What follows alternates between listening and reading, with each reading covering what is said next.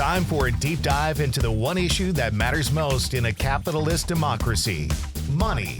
This is Maggie and the Millionaires Talking Money, a joint production of The Maggie Dawn Show and The Patriotic Millionaires. Now, let's start talking money. What's up, y'all? My name is Maggie Dawn. You're listening to The Maggie Dawn Show here on the Civic Media Radio Network. It's 3 o'clock, and that means it is time for Maggie and the Millionaires Talking Money. I'm so excited, very humbled to have my next guest join me. Her name is Fatima Goss Graves. She is a nationally recognized leader in the fight for gender justice and an expert in law, policy, and culture change. She is the president and CEO of the National Women's Law Center and a co-founder of the Time's Up Legal Defense Fund. We've been talking about all of the ways that workers in this country have not been getting a fair shake. And it's all the more important, or just as important, to talk about how that failure to ensure that workers get a fair shake bears out for women, and especially women of color. So Fatima, welcome. I'm so happy to have you. Can you just start by telling us a bit more about the National Women's Law Center and what kind of work that you and your team do? So the National Women's Law Center fights for gender justice, and we do it in the courts. We do it in our public policy and in our society, and we do it really at every level of government. We see ourselves as working to advance the rights of women, girls, of LGBT people. And our work ranges from innovative research to litigation to powerful storytelling to very serious advocacy to change our laws and policies at every level.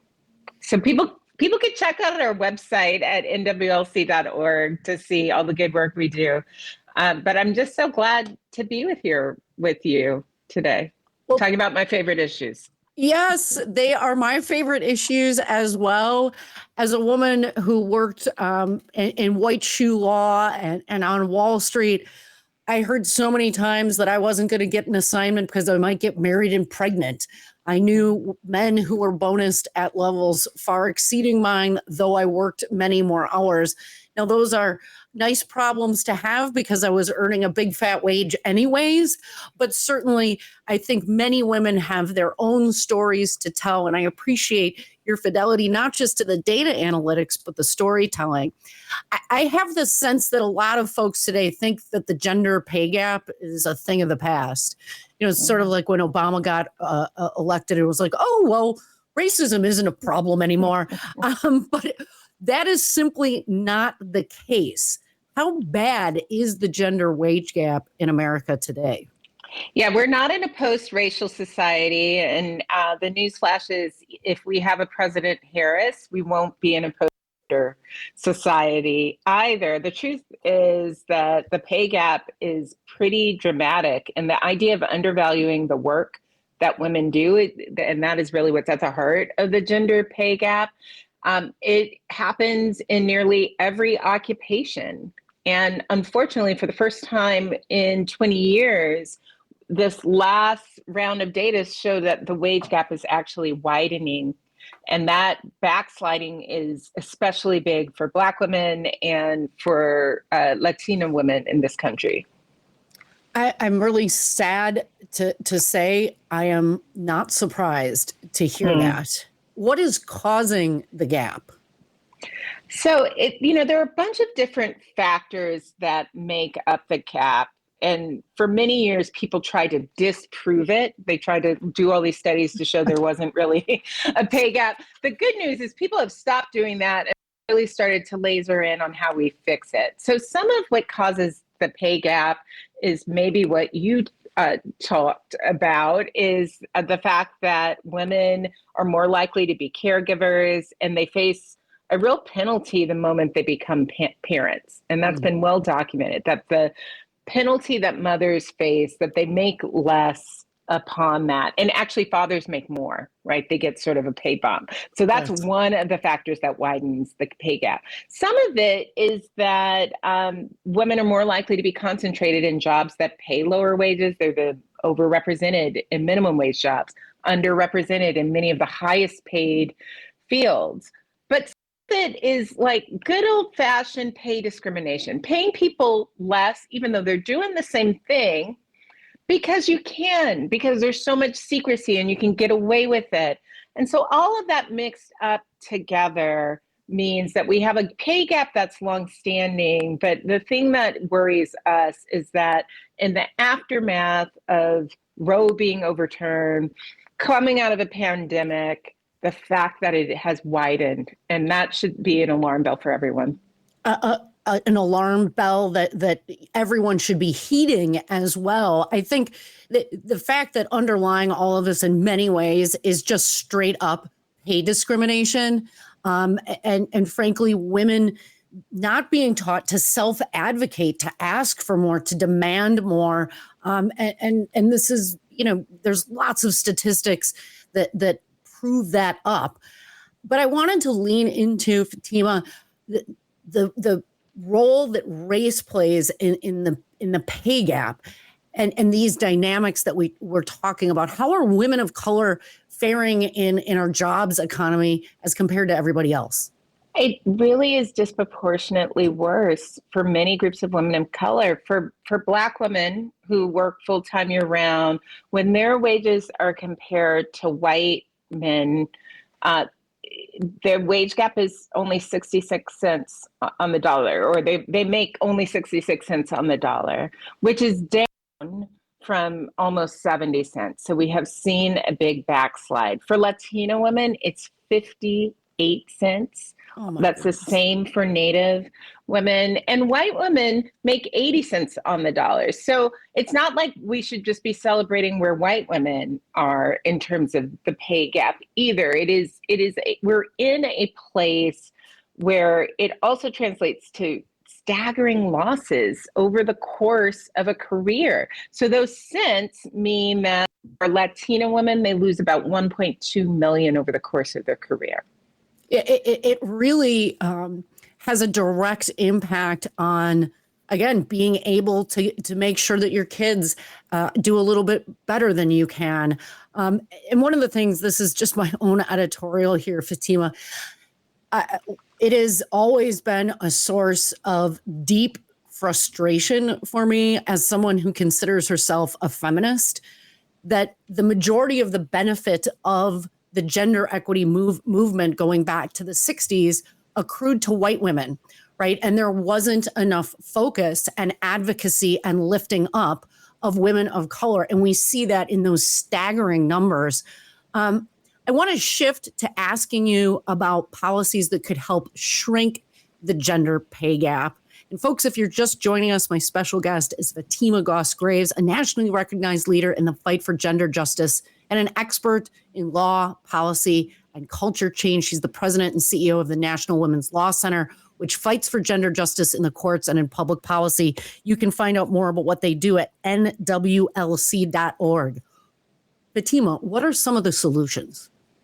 So first, we have to make sure that women's wages go up. It is a big deal that women make up about 2/3 of those in the lowest paid.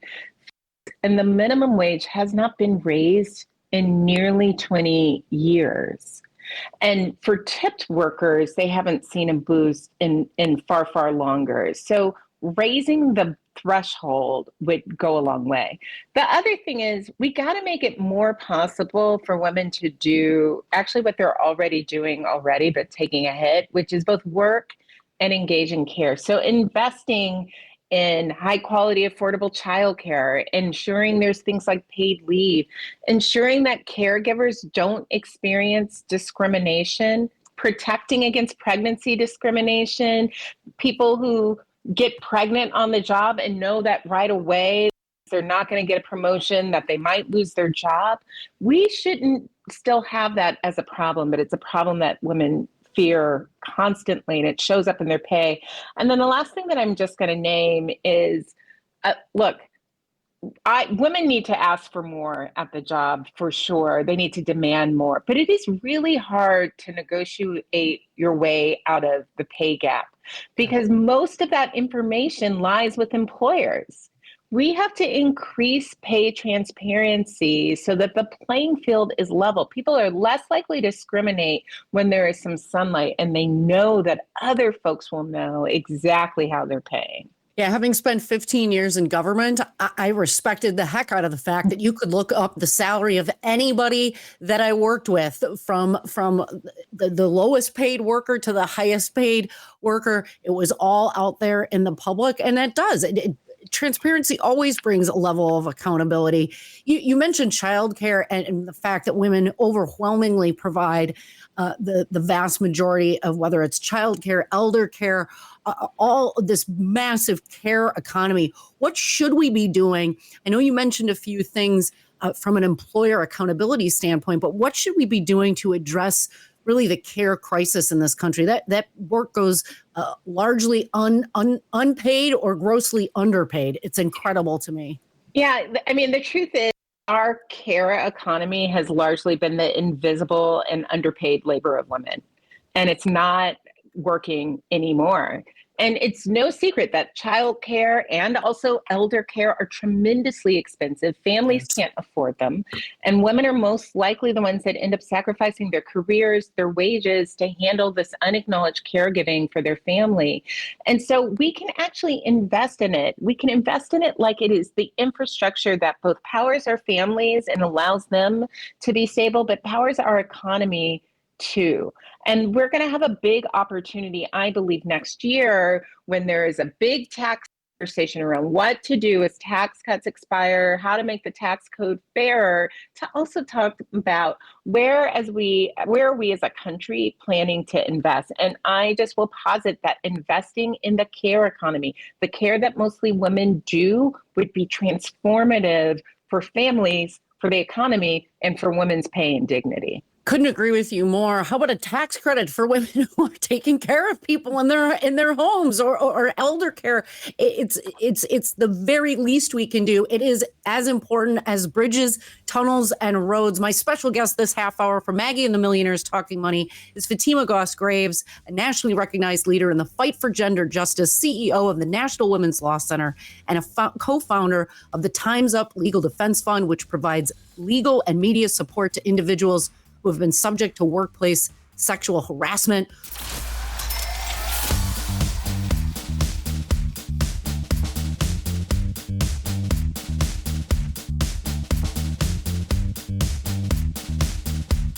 Welcome back, everybody. I'm Maggie Dawn. You're listening to The Maggie Dawn Show here on the Civic Media Radio Network. We're in the 3 o'clock hour.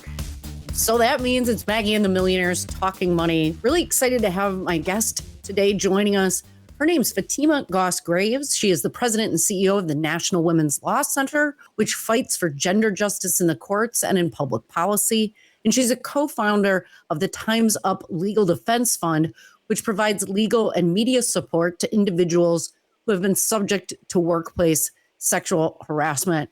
On a personal note, Fatima, I just want to say thank you so much for the work that you do to help close the gender pay gap and advocate for women in the workplace. It means a lot to me as a woman who's experienced sexual harassment and pay discrimination. So thank you on a very personal level. We were talking about the care economy before we went to break. And I hear all the time, especially from conservatives, that we can't afford to make these kinds of investments in the care economy. What's your response to that? And my response is, I don't see how we can afford to ignore it. And so we learned during the pandemic exactly how fragile our care economy is. We know what's coming. Every year, more families are having babies. Every year, more people are turning 65. More people are becoming disabled. We have to address this problem before it crashes down on us.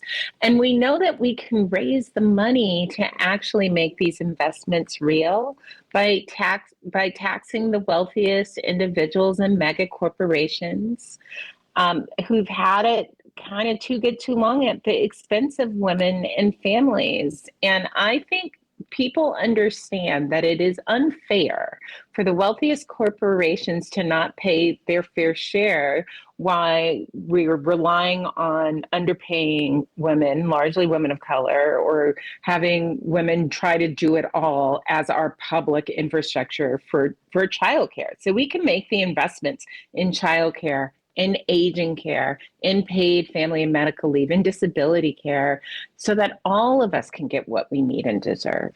Yeah, I'm going to get the exact statistic wrong, but we spend something in the ballpark of like $500 to $600 per child as a society on care, and in other developed westernized countries, it's north of 15,000 per year. I mean, that sort of says it all. It's something that is considered to be too important to not accomplish in so many other countries. And yet we've simply shifted the burden of providing this care or left it with women, again, as you point out, rightly so, largely unpaid. We've talked briefly this half hour about the minimum wage. It's important for people to understand, how are women especially impacted by the minimum wage, as well as tipped workers and disabled workers who are exempted from the standard minimum wage? Yeah, I think most people have not focused on the fact that the federal minimum wage has remained unchanged for almost 2 decades. Yeah. And that is shocking when you think of the millions of workers, mostly women, disproportionately women of color, who are struggling to support themselves and support their families on what is basically at this point poverty level wages. It's not a minimum wage, it's a poverty wage. Yes. And for those who are in tipped occupations, the fact that they do not have one fair wage, only a handful of states actually ensure that they can have the same minimum wage as other workers, is an abomination. And so we need to raise the minimum wage, and we need to ensure that tipped workers have one fair wage. I'll just say one more thing about it, and that is, there has been so much research that has studied the impact of state and local minimum wage increases. And what they have found is that they consistently boost incomes for workers and their families, and that they don't cost jobs. We are underpaying people for no good reason. We are underpaying people for no good reason.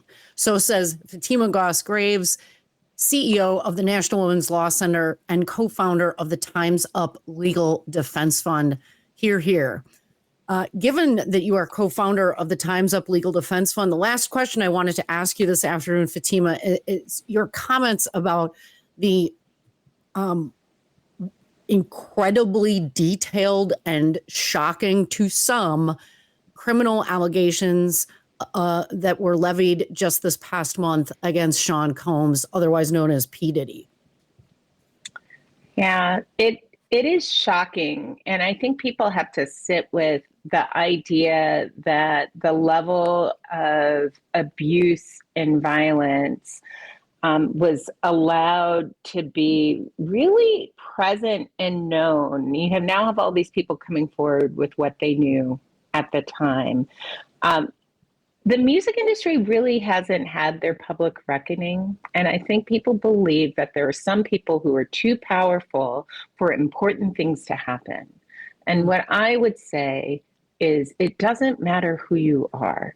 If you are facing the most famous person in the world with their billions of dollars, or the person who no one knows their name, but they still abuse what little power they have, we see you, we're connected, and we're going to fight to ensure that all survivors have justice and dignity and healing. And that's what we're going to do in every setting, whether you're famous or not. And I am hopeful that the many people who have been affected will find some measure of justice and healing. And I want to make sure people know we run the Time's Up Legal Defense Fund still, and you can find out information on our website about it, including if you've experienced harassment or violence at work. We can connect you with attorney information and more. That is Fatima Goss Graves, again, president and CEO of the National Women's Law Center and a co-founder of the Time's Up Legal Defense Fund. You can find out more or reach out for help at nwlc.org. Thank you so much. As women, we can stand even in the face of the most wealthy, most powerful men in this country and demand that our rights be respected. Again, my personal thanks to you, Fatima, for all you've done. Thanks for listening to Maggie and the Millionaires Talking Money, a joint production of Civic Media and the Patriotic Millionaires. For more information, go to patrioticmillionaires.org and be sure to tell your friends. The Patriotic Millionaires buy advertising across a number of Civic Media stations.